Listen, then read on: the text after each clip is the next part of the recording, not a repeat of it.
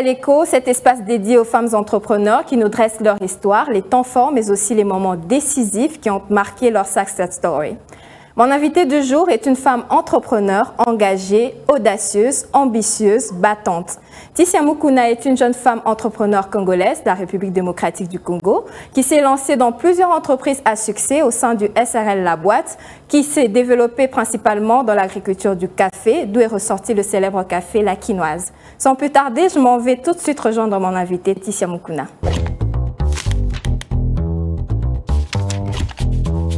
Bienvenue Tissia. Merci. Vous allez bien? Oui, très bien. Et vous? Très bien. Alors, merci d'être sur ce plateau de Elle Éco. C'est un réel plaisir. Votre vie, votre témoignage, en oui dire, nous a complètement inspirés. Raison pour laquelle nous avons voulu vous inviter dans le cadre de cette émission qui va promouvoir la femme congolaise, surtout dans le monde entrepreneurial. Alors, Tissia Mukuna, vous êtes lancée dans plusieurs entreprises à succès et vous avez été lauréate du plan d'affaires COPA, financé par le PADM PME et par ailleurs médaillée du mérite civique congolais et lauréate de l'ICN Top Emerging African Young Woman Leader de 2021 qui vous a d'ailleurs propulsé parmi 50 jeunes femmes leaders les plus influentes du continent. Et c'est pas tout. Lors de la 59e édition du Salon international de l'agriculture à Paris, vous avez d'ailleurs été récompensée, c'est ça, par un des trophées des agriculteurs du monde 2023. S'il ne faut citer que cela, alors ma première question est de savoir qu'est-ce qui vous a poussé à atteindre toutes ces réalisations? Quelle a été l'impulsion, la motivation derrière toutes ces réussites? C'est une introduction. Ça fait beaucoup, hein? Oui, effectivement, quand on l'entend comme ça, je réalise pas parce que forcément, quand on travaille pas pour recevoir des trophées. On travaille pour avoir des résultats. Exactement. Et je pense que c'est ce qui m'a surtout motivée. C'est que j'ai jamais travaillé pour avoir des trophées ou pour avoir des diplômes de lauréat ou être dans des classements de femmes influentes. J'ai toujours travaillé pour réaliser les missions que je m'étais fixées, les objectifs, relever des challenges et surtout avoir des résultats et non pas pour la renommée. On ne travaille pas pour la gloire. Exactement. Alors, est-ce que vous avez eu un ou plusieurs rôles modèles durant votre tendre enfance qui vous ont aidé à évoluer et à devenir ce que vous êtes aujourd'hui? Alors, quand on voit Tissia Mukuna, on fait référence à une personne. Alors, dites-nous un peu. Pour moi, c'est ma mère. Ma mère est très inspirante, c'est une battante. Quand on était petite, et encore aujourd'hui, elle nous dit toujours, dans la vie, il faut se battre. Et pour ma mère, il est hors de question de se laisser envahir par la tristesse ou s'accabler ou se plaindre même. Il faut toujours relever la tête, trouver des solutions. C'est une femme vraiment incroyable qui s'est battue pour que tous ses enfants puissent avoir un diplôme, qui s'est battue pour que... Complètement. Oui, elle a... Ça n'a pas été facile pour elle. Ça n'a pas été facile pour elle. On est tous nés au Congo. Tout à fait. Et on est parti en France pour faire nos études. Et pour ma mère, on partait pour faire nos études. On n'allait pas là-bas pour autre chose. C'était pas pour une vie facile. C'était pour faire les études. Et quand elle a quitté le Congo, comme pour beaucoup, quand elle est arrivée en France, elle n'a pas pu retrouver un travail à la hauteur de ses compétences.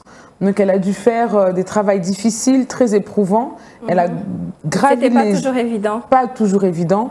Elle a gravi les échelons et elle a pu tous nous nourrir, mais surtout tous nous envoyer à l'école. Mais est-ce que vous avez quand même eu un modèle masculin qui vous a quand même aidé dans cette évolution, dans ce parcours si difficile avec vos parents, avec votre mère? Alors, au-delà de ma mère et à part ma mère, il y a aussi mon père. Donc pour moi, mes parents sont vraiment des rôles modèles. Parce que je vois que vous mettez votre père à l'écart.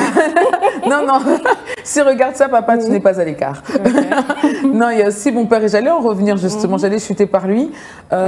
Pour moi, les personnes qui sont mes modèles, j'ai pas besoin d'aller regarder loin, j'ai pas besoin d'aller chercher des Elon Musk ou des Oprah Winfrey ou des Michelle Obama. À Oprah Winfrey. Non, non, pour moi, c'est mes parents, mes modèles sont les personnes que je vois au quotidien.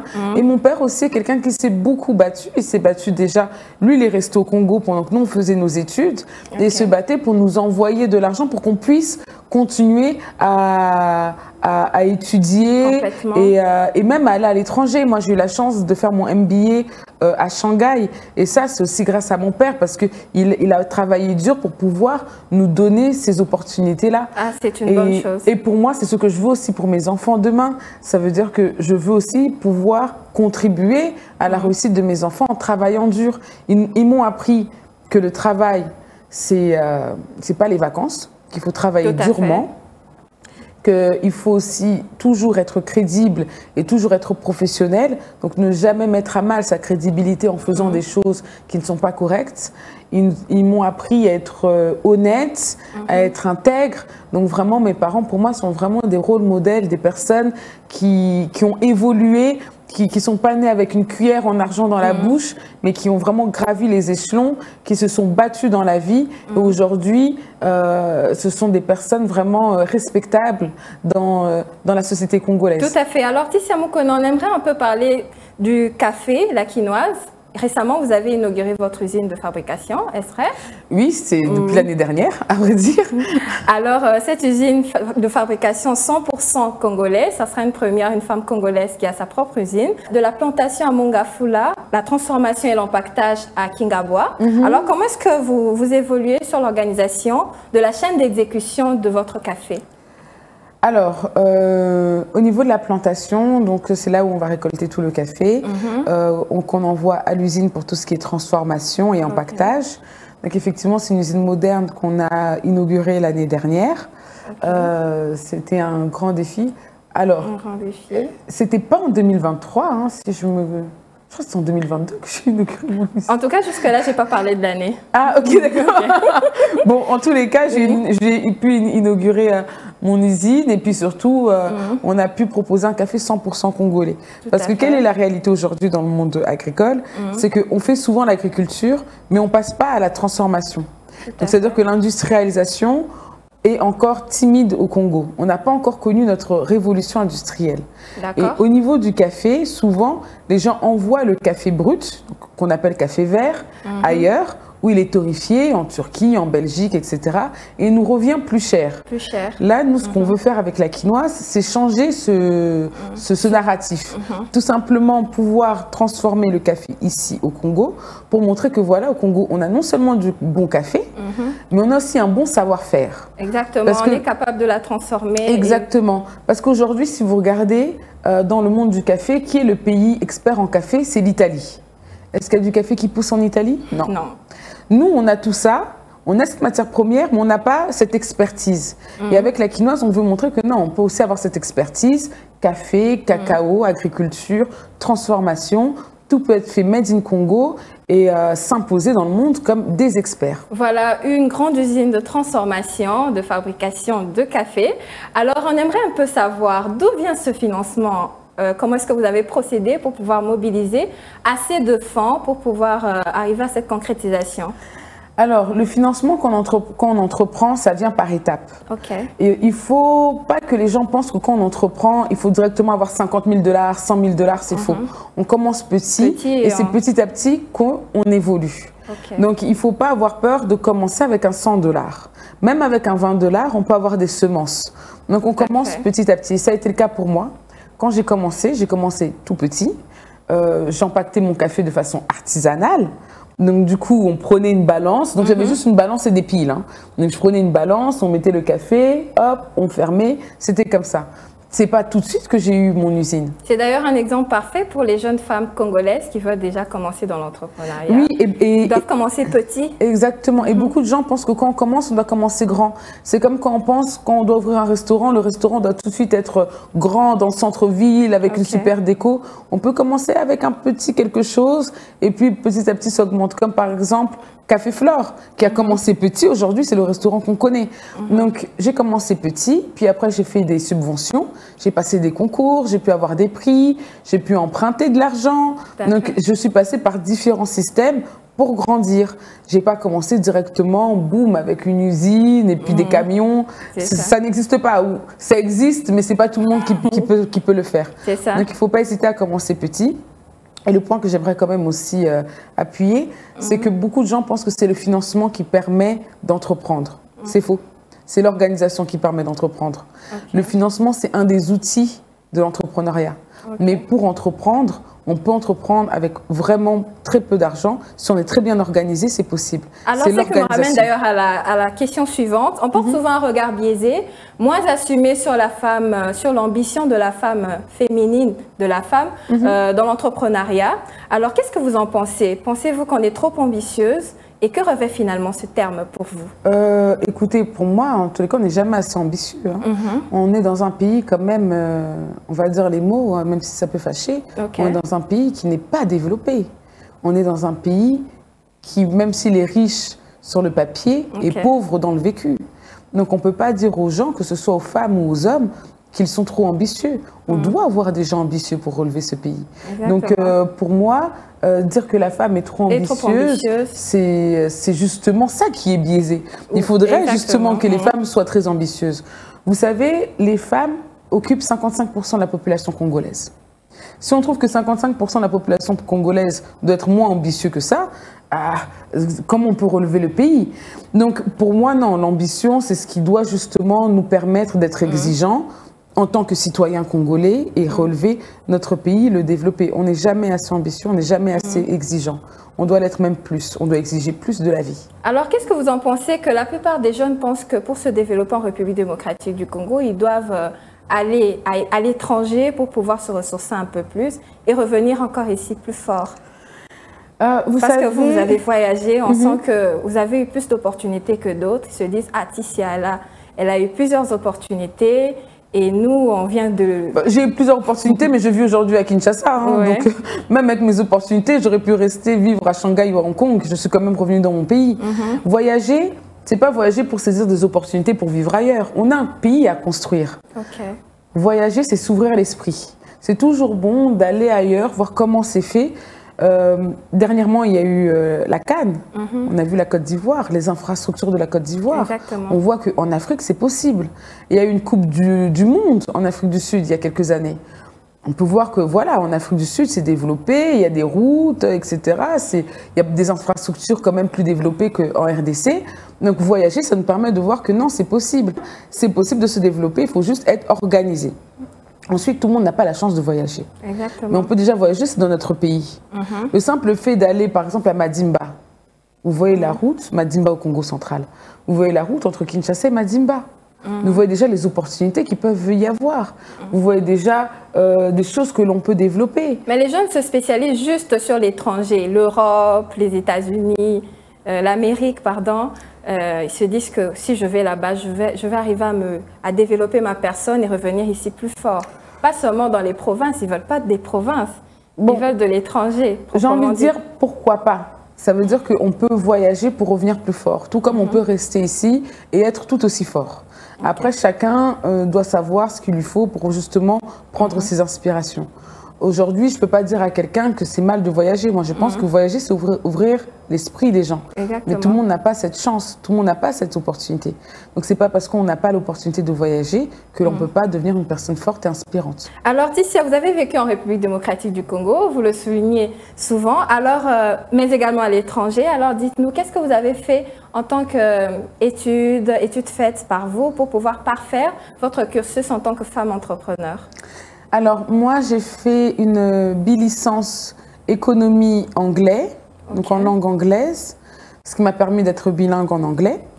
Ensuite, j'ai fait un premier master en histoire des sociétés et sociologie pour mieux comprendre le monde.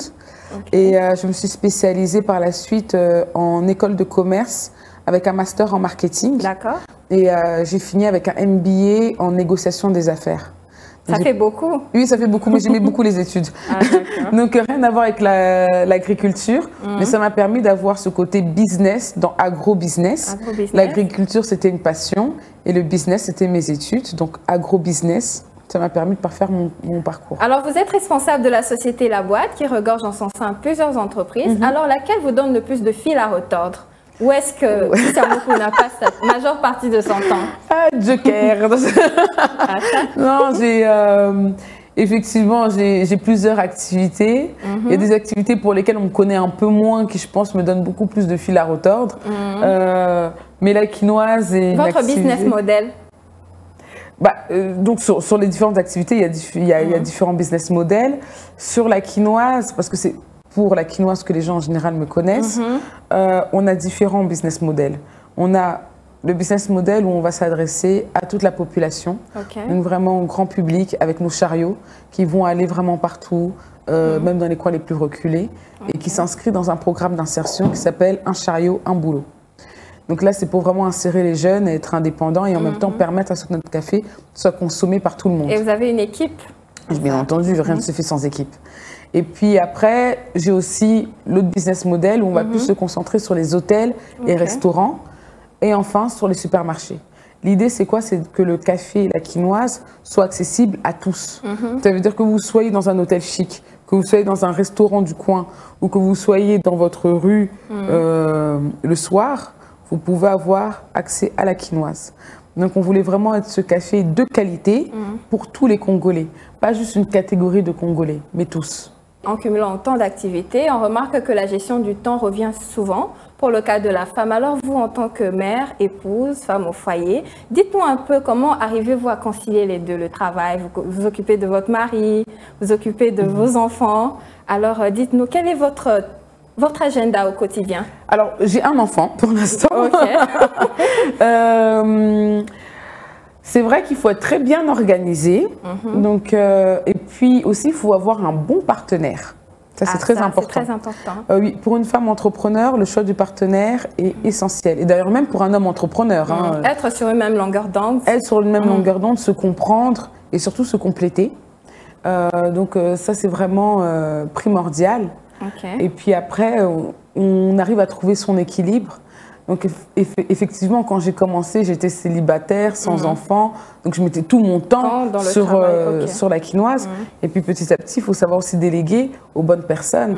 Un entrepreneur n'est pas censé être le directeur financier, le directeur marketing, le directeur commercial, non. Donc après, il faut quand même réussir à trouver les bonnes personnes pour justement alléger aussi répartir les tâches. Exactement. Déléguer aux bonnes personnes, répartir les tâches comme vous l'avez si bien souligné, et puis se dégager du temps pour aussi sa vie de famille, parce que la vie de famille, c'est aussi un équilibre. On est femme entrepreneur, mais on est aussi femme, épouse, mère, on est aussi l'amie de quelqu'un, on est aussi la fille de quelqu'un. Donc tout ça, il faut quand même avoir cet équilibre où on arrive à voir nos amis, on arrive à passer du bon temps avec nos enfants, avec notre partenaire, voir ses parents, travailler. Donc tout ça, c'est un équilibre, il faut du temps. C'est pas toujours évident. Pas toujours. Pas toujours. Et c'est pour ça qu'il faut avoir un entourage qui nous comprend. Mon mari me comprend beaucoup. Il m'aide aussi beaucoup. Il est architecte. Donc parfois, il peut m'aider, par exemple, la construction de mon usine. Ça aide d'avoir un mari architecte. Donc tout ça, effectivement, ça peut aider.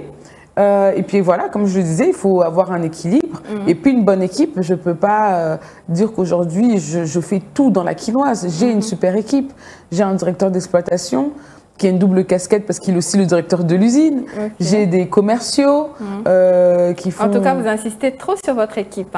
C'est très important parce qu'aujourd'hui, si la quinoise est ce qu'elle est, c'est parce qu'il y a des gens qui travaillent. Là, je suis avec vous, je passe un bon moment. Pendant ce temps-là, l'usine, ça travaille. Ils sont en train de livrer, ils sont en train de mettre en place des stratégies commerciales, etc. Un entrepreneur n'est jamais seul, il est entouré d'une équipe. Et d'ailleurs, cette équipe en général... Parce que d'ailleurs, le dicton le dit, si seul on va vite, ensemble on va plus loin. Exactement. Et d'ailleurs, je ne suis même pas sûre que seul on puisse aller très vite. Parce qu'on va vite, mais on va surtout précipitamment. Moi, je me souviens quand j'ai commencé que je faisais tout, mais j'étais épuisée. Il faut savoir vraiment déléguer aux bonnes personnes. Parce que la société, ce n'est pas une société pour nous, c'est une société qu'on doit laisser dans le temps. Vous savez, on a un gros souci au Congo, c'est que quand la personne meurt, on est mortel, on va mourir un jour, quand la personne meurt, elle meurt avec sa société. Ou alors c'est très mal légué aux enfants. Aujourd'hui, on n'a pas de... Il faut former la nouvelle génération. Exactement, on n'a pas de société qui a duré dans le temps, où ça fait 20 ans, 40 ans. Vous voyez, dans certains pays, c'est écrit boulangerie depuis 1920, cordonnier depuis 1890. Nous, on n'a pas cette longévité. Parce que quand la personne n'est plus, la société n'est plus. Oui, tout à fait. Alors, Ticia, je vous propose qu'on passe à la deuxième partie de notre émission. Une question, une réponse.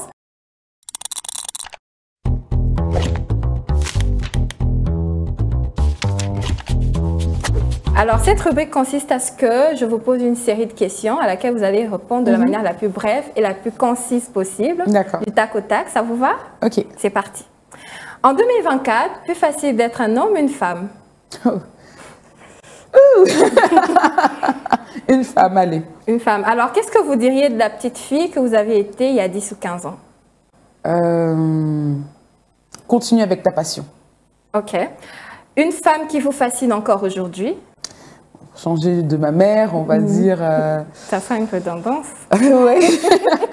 J'essaie de trouver quelqu'un d'autre que ma mère. Ma grand-mère, allez. Par exemple. Alors, qu'est-ce que vous aurez fait différemment si vous avez été un homme? J'aurais appelé café quinoa Okay. au lieu de la quinoise. Alors, vous êtes féministe, mais... Est-ce que vous êtes féministe? Ah, écoutez, j'ai un peu du mal avec ce terme-là aujourd'hui. Donc, je vais me permettre de faire une réponse un peu plus longue. Ok. Historiquement, les féministes se battaient pour que les femmes puissent aller voter, pour que les femmes puissent conduire. Donc, c'était vraiment pour des droits. Des droits. Aujourd'hui, par moment... Parce qu'on parle aussi d'humanisme. Oui, c'est ça. Pour moi, c'était le féminisme, historiquement, c'était surtout mettre l'être humain au centre d'une égalité. Aujourd'hui, par moment, j'ai l'impression que c'est comme un combat entre les hommes et les femmes. Et je ne pense pas que encenser les femmes, c'est combattre les hommes. Pour moi, on est différents, et c'est très bien que l'on soit différents, mais on est complémentaires et égaux. C'est pas parce que nous sommes différents que... Attention, vous avez dit une réponse la plus... Pas si longue. Donc, ouais, voilà. On passe à la prochaine. Qu'est-ce qui vous met le plus en colère? Quand on attaque Ticia sur ce point, elle se met en colère. Sur ma crédibilité. Ok. Alors, quelle est votre plus grande peur?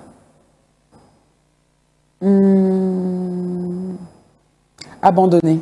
Abandonner. En 2024, quel est pour vous le défi majeur pour la femme entrepreneuriale en République démocratique du Congo? Être soudée. Et à l'international, pour vous, c'est pareil? Être plus nombreuse. Ok. Le stéréotype le plus difficile à dépasser pour vous et pour toutes les femmes en général? Penser que ce n'est pas nous qui dirigeons nos entreprises, mais qu'il y a un homme derrière nous. Ok, par exemple, une citation, une maxime qui vous tient à cœur.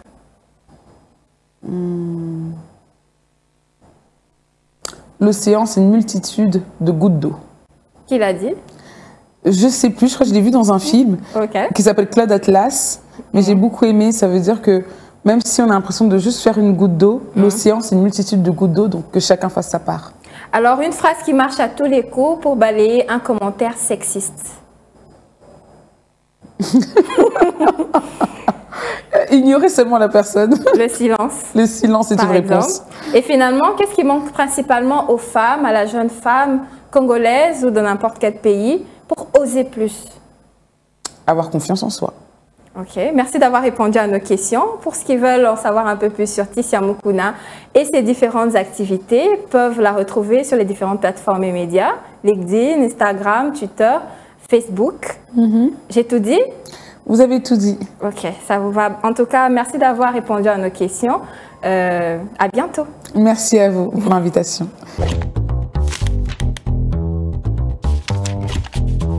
Merci à vous d'avoir suivi Elle Éco. Je vous donne rendez-vous dans 2 semaines avec une invitée hors du commun. Mais en attendant, n'oubliez pas que votre avenir est créé par ce que vous faites aujourd'hui, pas demain. À bientôt.